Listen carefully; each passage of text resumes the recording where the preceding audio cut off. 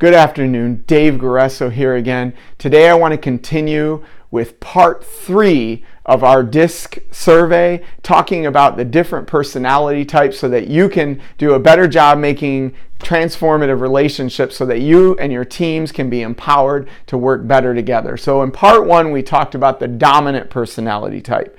Part 2, we talked about the influential personality type. The dominant personality types really are all about getting things done, and the influential personality types are all about having fun while they're doing it. Those tend to be the more extroverted of the 4 types. Now we're going to dive into the more introverted side of things, starting with the S type, which is really about stability. And as always, I'll start off with the negative because I want to end on a positive note. The S types are really rooted in this idea that I don't want to rock the boat. It's very important to an S type that everything jives well with everybody in the room. They do tend to be more people-oriented than your D and the C types we're going to talk about next time. But the S type is more people-oriented, so it's very important not to shake things up too much. So the downside to being an S type is that these are usually the people in the room. I don't know if you've ever had a team meeting or even in the family where everybody's talking, everybody's going back and forth, and you look over at this particular person and they're just sitting there kind of like this. They're looking around. They're not saying a whole lot. They look almost as if they're completely disengaged from the conversation. And you're like sitting there wondering, what is this person thinking? Why aren't they even contributing to the conversation?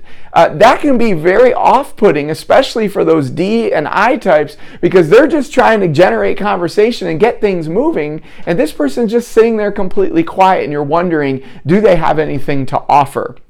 Well, the answer is a definite, wholehearted, 100% yes, and we're going to talk about that in a second. But I also want to move into what's sort of that deep fear. Well, as I mentioned with the S type, they don't like rocking the boat. So it makes them extremely uncomfortable if they feel like they've caused a problem or a disruption in the room. So if that sounds like you, if you're an S type and it bothers you, I want you to understand that staying silent is worse than rejection. If you don't say something and you remain silent, you're never going to have whatever it is that's on your mind, because I know there's a lot there. You're never going to have that be heard if you choose to stay silent. And that will always, always, always be worse than the rejection that you fear. So now let's talk about the positive side to an S. S types, the stability types, on the surface, it doesn't matter if they're excited, angry, sad, whatever it is, you're still going to get this. How's your day going? It's good. You really excited right now? Yes. You must be really frustrated. I am. This is kind of what you'd expect to get out of the S type. But underneath it all, what's really happening, I don't know if you've ever seen a duck gliding across the water. It looks so graceful as it glides across the water. But underneath the water, there's little flippers going like this.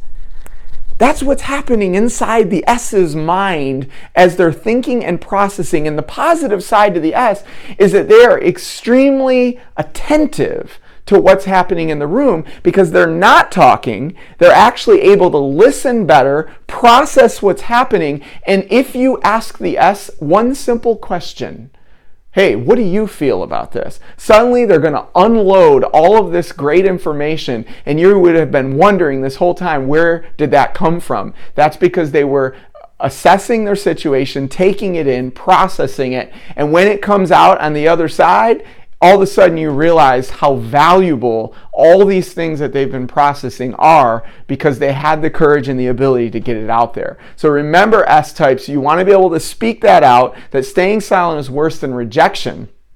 But also for the rest of you, especially D and I types, I want you to remember to reach out to those S's, ask them what they think, because sometimes that's all it takes to open them up and get them to share with you. So again, if you like this was part 3. We'll have part 4 next time. I'm going to post the link to the YouTube channel below. Please remember to click on it, subscribe to it if you like this content. Also, you can reach me on Facebook or LinkedIn. Name is Dave Guresso. You all have a great day, and until next time for part 4, I'll talk to you later.